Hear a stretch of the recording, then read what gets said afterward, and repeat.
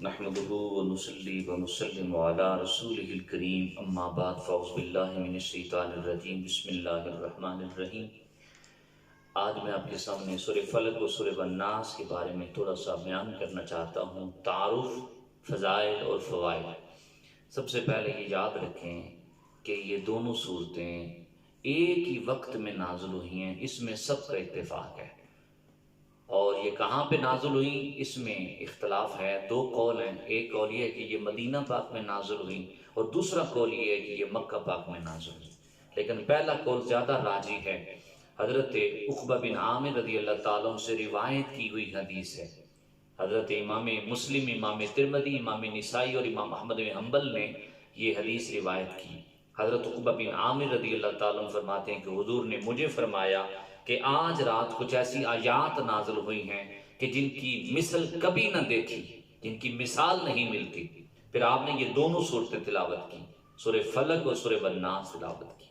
اس بات سے یہ بات واضح ہو گئی مدینہ پاک میں یہ صورتیں نازل ہوئی ہیں، چونکہ حضرت عقبہ بن عامر رضی اللہ تعالیٰ عنہ انہوں نے ہجرت کے بعد حضور کا کلمہ پڑھا، مسلمان ہوئے، یعنی یہ صحابی رسول بنے ہیں مدینہ پاک میں۔ میں پڑھ رہا تھا حضرت عقبہ بن عامر رضی اللہ تعالیٰ عنہ کے حالات کے بارے میں کہ آپ بکریاں چرایا کرتے تھے۔ حضور جب مکہ سے مدینہ تشریف لائے تو انہیں پتہ چلا تو بارگاہ رسالت میں حاضر ہو کے کلمہ پڑھا اور مسلمان ہو گئے۔ انہیں یہ اعزاز حاصل ہے کہ یہ اصحاب صفہ میں سے ہیں، اور اس کے بعد انہیں یہ شرف بھی حاصل ہے کہ حضور نبی پاک صلی اللہ علیہ وسلم کے ساتھ یہ سفر بھی کرتے رہے ہیں۔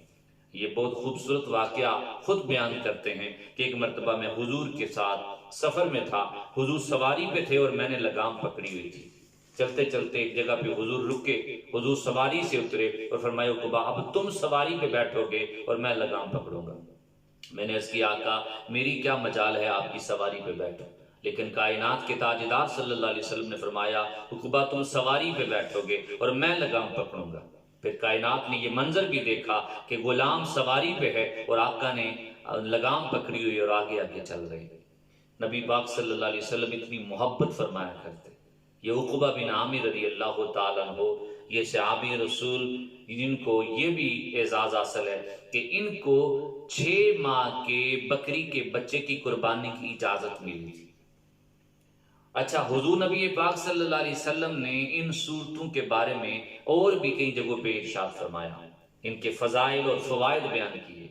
حضرت حابس جوہنی رضی اللہ تعالیٰ عنہ کو حضور نے ایک مرتبہ فرمایا اے حابس تمہیں ایسا تعویذ نہ بتا دوں جس کے ذریعے پناہ مانگنے والے پناہ مانگتے ہیں، یعنی نظر بد سے اور شیاطین کے شر سے پناہ مل جاتی ہے۔ نبی پاک صلی اللہ علیہ وسلم کی بارگاہ میں حابس عرض کرتے ہیں یا رسول اللہ بتائیے، تو سرکار نے فرمایا کہ یہ سورہ معوذتین جو ہیں یعنی سورہ فلق اور سورہ الناس یہ پڑھنے والے کو اللہ کی پناہ مل جاتی ہے۔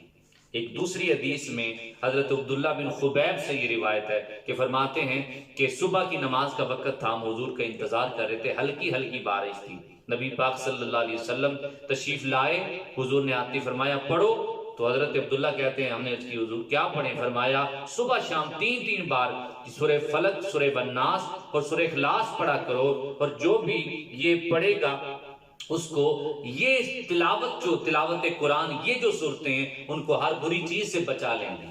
یہ ترغیب دیا کرتے، بلکہ حضرت عائشہ صدیقہ فرماتی ہیں کہ حضور ہاتھوں پہ پھونکا کرتے، جب رات کو بستر پہ آتے تو اپنے سر سے لے کے اپنے پاؤں تک یعنی ہاتھ پھیرا کرتے یہ صورتیں پڑھ کے۔ اور نبی پاک جب کسی تکلیف میں ہوتے حضرت عائشہ فرماتی ہیں کہ حضور پھر بھی یہ صورتیں پڑھ کے اپنے اوپر دم کیا کرتے۔ تو ان صورتوں کو نہ صرف قرآن کی تلاوت کے طور پہ پڑھا کریں بلکہ انہیں اپنے اوپر دم بھی کیا کریں، اپنے ہاتھوں پہ پھونکا کریں اور جسم پہ پھیرا کریں۔ اس کے فوائد حضور نبی پاک صلی اللہ علیہ وسلم نے بیان فرمائے ہیں۔ تو یہ سورہ فلق و سورہ الناس اور بعض روایت میں سورہ اخلاص یہ پڑھ کے اپنے اوپر دم کرتے رہا کریں، ان سے فیض حاصل کریں، اور جنات کے شر سے اور انسانوں کے شر سے پناہ حاصل کرنے کے لیے، اللہ کی پناہ میں آنے کے لیے یہ صورتوں کی تلاوت کیا کریں۔ اللہ تعالیٰ ہمیں سمجھنے اور عمل کرنے کی توفیق عطا فرمائے۔ وما علینا الا البلاغ المبین۔